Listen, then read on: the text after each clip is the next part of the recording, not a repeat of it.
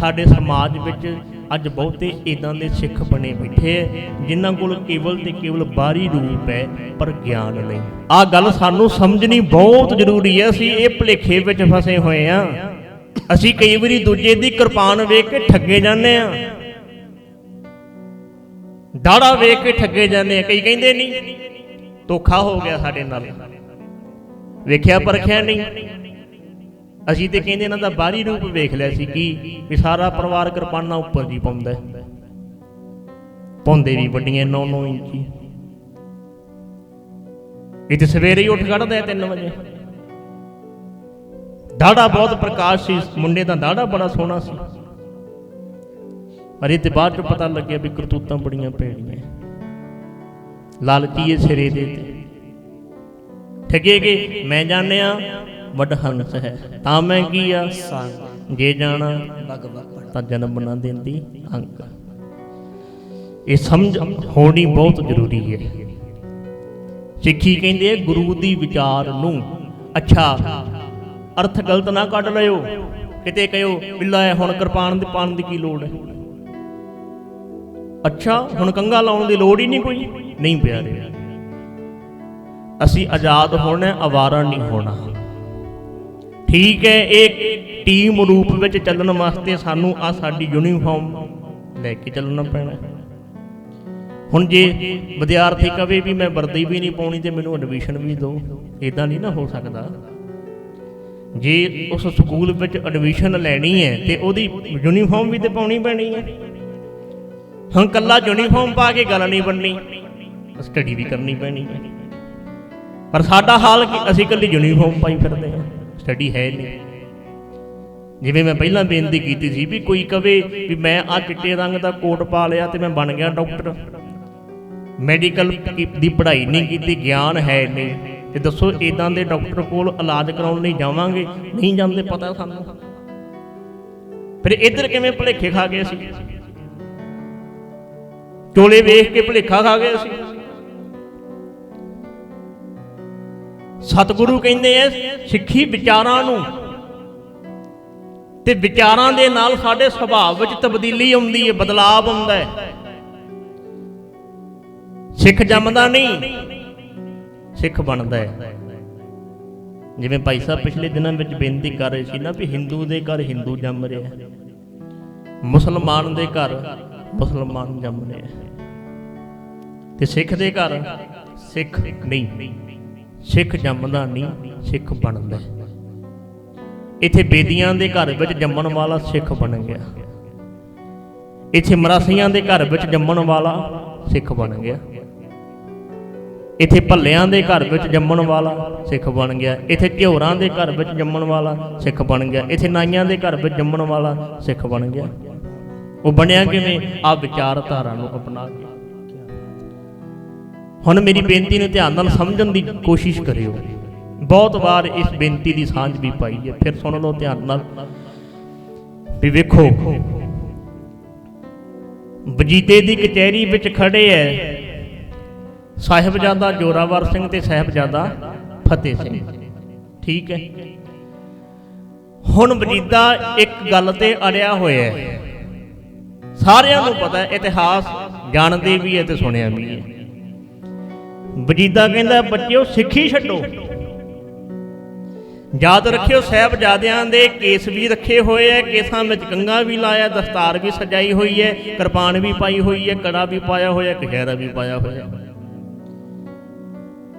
ਜਿਹਨੂੰ ਅਸੀਂ ਸਿੱਖੀ ਮੰਨਦੇ ਹਾਂ ਤੇ ਹੈ ਉਹਨਾਂ ਕੋਲ, ਜਿਹਨੂੰ ਅਸੀਂ ਸਿੱਖੀ ਮੰਨਦੇ ਹਾਂ। ਹੁਣ ਵਜੀਦਾ ਇੱਕੋ ਹੀ ਗੱਲ ਤੇ ਅੜਿਆ ਹੋਇਆ, ਕਹਿੰਦਾ ਬੱਚਿਓ ਸਿੱਖੀ ਛੱਡੋ। ਕਦੇ ਲਾਲਚ ਦੇ ਕੇ ਵੇਖਦਾ ਵੀ ਬੱਚੇ ਹੈ ਵਰ ਜਾਣਗੇ, ਫਿਰ ਕਦੇ ਡਰਾ ਕੇ ਵੇਖਦਾ ਵੀ ਬੱਚੇ ਹੈ ਡਰ ਜਾਣਗੇ। ਪਰ ਸਾਹਿਬਜ਼ਾਦੇ ਡਰਦੇ ਨਹੀਂ, ਉਹ ਕਹਿੰਦੇ ਤੂੰ ਜ਼ੋਰ ਲਾ ਲਾ, ਅਸੀਂ ਸਿੱਖੀ ਛੱਡਣੀ ਨਹੀਂ। ਹੁਣ ਸੋਚਣਾ ਪੈਣਾ ਵੀ ਉਹ ਕਿਹੜੀ ਸਿੱਖੀ ਹੈ ਜਿਹੜੀ ਸਿੱਖੀ ਨੂੰ ਵਜੀਦਾ ਛਡਾਉਣਾ ਚਾਹੁੰਦਾ ਸੀ, ਪਰ ਸਾਹਿਬਜ਼ਾਦੇ ਕਹਿੰਦੇ ਅਸੀਂ ਨਹੀਂ ਛੱਡਣੀ। ਅੱਛਾ, ਉਹ ਸਿੱਖੀ ਕਰਕੇ, ਉਸ ਸਿੱਖੀ ਕਰਕੇ ਸਾਹਿਬਜ਼ਾਦਿਆਂ ਨੂੰ ਵਜੀਦਾ ਕਹਿੰਦਾ ਓਏ ਬੱਚਿਓ ਜੇ ਸਿੱਖੀ ਨਹੀਂ ਛੱਡੋਗੇ ਤੇ ਜਿਉਂਦਿਆਂ ਨੂੰ ਦੀਵਾਰਾਂ ਵਿੱਚ ਚਿਣ ਦਿਆਂਗਾ। ਤੇ ਸਾਹਿਬਜ਼ਾਦੇ ਕਹਿੰਦੇ ਆ, ਤੂੰ ਕਰ ਲੈ ਜੋ ਕਰਨਾ, ਤੂੰ ਚਿਣਨਾ ਚਿਣ, ਤੂੰ ਮਾਰਨਾ ਮਾਰ, ਪਰ ਚੇਤਾ ਰੱਖ ਅਸੀਂ ਸਿੱਖੀ ਨਹੀਂ ਛੱਡਣੀ। ਅੱਛਾ ਜੀ, ਸਾਰੇ ਇਤਿਹਾਸ ਨੂੰ ਜਾਣਦੇ ਆ। ਉਹ ਦਿਨ ਆ ਗਿਆ 13 ਪੋਹ ਦਾ, ਸਾਹਿਬਜ਼ਾਦਿਆਂ ਨੂੰ ਉਸ ਜਗ੍ਹਾ ਤੇ ਲੈ ਗਏ ਜਿੱਥੇ ਉਹ ਦੀਵਾਰਾਂ ਚਿਣੀਆਂ ਜਾਣੀਆਂ। ਸਾਰਾ ਸਮਾਨ ਤਿਆਰ ਹੈ, ਕਾਰੀਗਰ ਵੀ ਆਏ ਹੋਏ ਐ, ਇੱਟਾਂ ਵੀ ਪਈਆਂ, ਚੂਨਾ ਵੀ ਪਿਆ। ਵਜੀਦਾ ਕਹਿੰਦਾ, ਬੱਚਿਓ ਸੋਚ ਲਓ, ਅਜੇ ਵੀ ਵੇਲਾ ਹੈ, ਸੰਭਲ ਜਾਓ, ਮੌਕਾ ਤੁਹਾਡੇ ਕੋਲ, ਛੱਡ ਦਿਓ ਸਿੱਖੀ।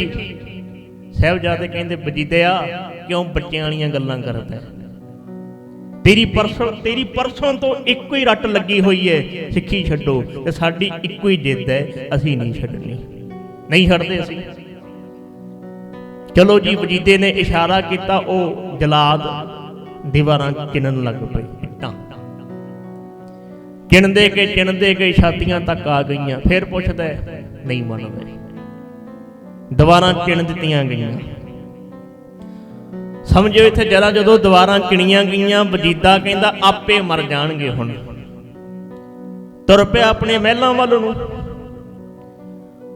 ਹੁਣ ਜਦੋਂ ਦੀਵਾਰਾਂ ਚਿਣੀਆਂ ਗਈਆਂ, ਸਾਹਿਬਜ਼ਾਦਿਆਂ ਦਾ ਦਮ ਘੁੱਟਣ ਲੱਗ ਪਿਆ, ਸਾਹ ਘੁੱਟਦਾ,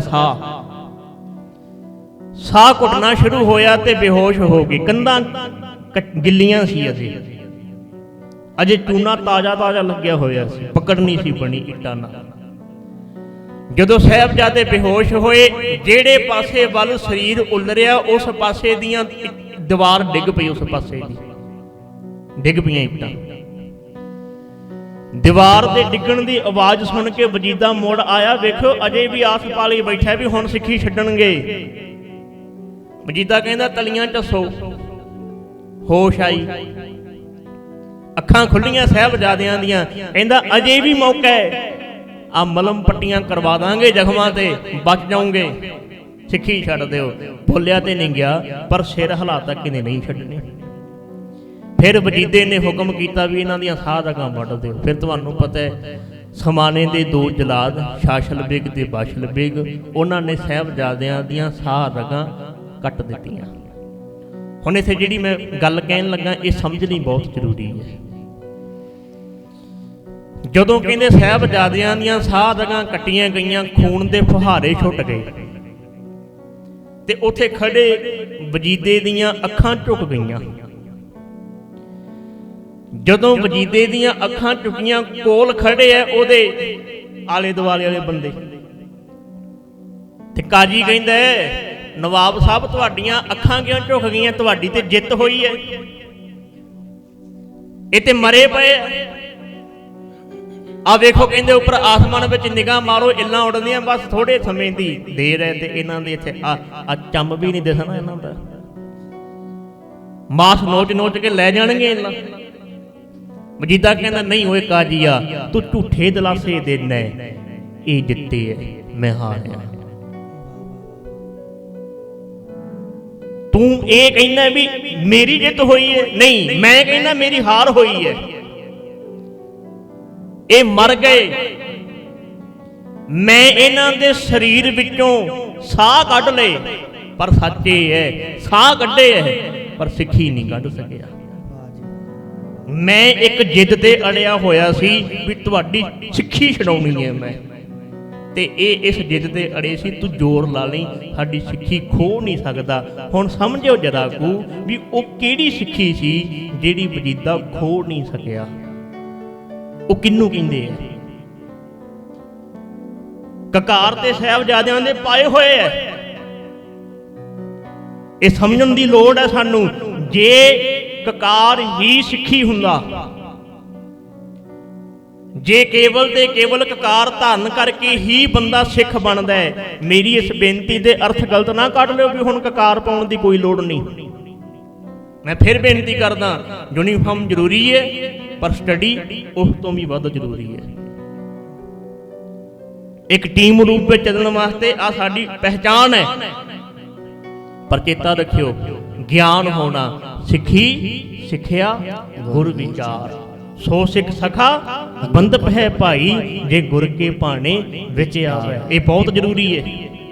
ਹੁਣ ਸਮਝਿਓ, ਜੇ ਸਿੱਖੀ ਕਕਾਰ ਹੁੰਦੇ ਫਿਰ ਵਜੀਦੇ ਨੇ ਕੀ ਕਹਿਣਾ ਸੀਗਾ ਵੀ ਬੱਚੇ ਆ ਯਾਰ, ਦੋ ਜਾਣੇ ਲੱਤਾਂ ਫੜੋ, ਦੋ ਜਾਣੇ ਬਾਹਾਂ ਫੜੋ, ਤੁਸੀਂ ਲਾ ਦਿਓ ਕਿਰਪਾਨ, ਆਪਾਂ ਬਸ ਫਿਰ ਤਾੜੀਆਂ ਮਾਰ ਦਿਆਂਗੇ ਵੀ ਛੱਡਤੀ ਬੱਚਿਆਂ ਨੇ ਸਿੱਖੀ, ਅਸੀਂ ਸਿੱਖੀ ਲਾ ਲਈ ਇਹਨਾਂ ਦੀ।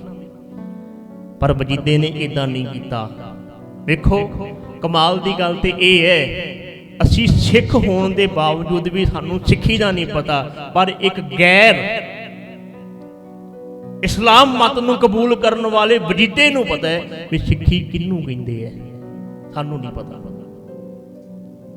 ਅਸੀਂ ਕੇਵਲ ਤੇ ਕੇਵਲ ਬਾਹਰੀ ਰੂਪ ਨੂੰ ਹੀ ਸਿੱਖੀ ਧਾਰਨ ਕਰਨਾ ਕਹਿੰਦੇ। ਚੇਤਾ ਰੱਖੇ, ਇਹ ਐਡਮਿਸ਼ਨ ਹੈ, ਇਹ ਦਾਖਲਾ ਹੈ, ਸਿੱਖੀ ਤੇ ਸਾਨੂੰ ਕਮਾਉਣੀ ਪੈਣੀ ਹੈ।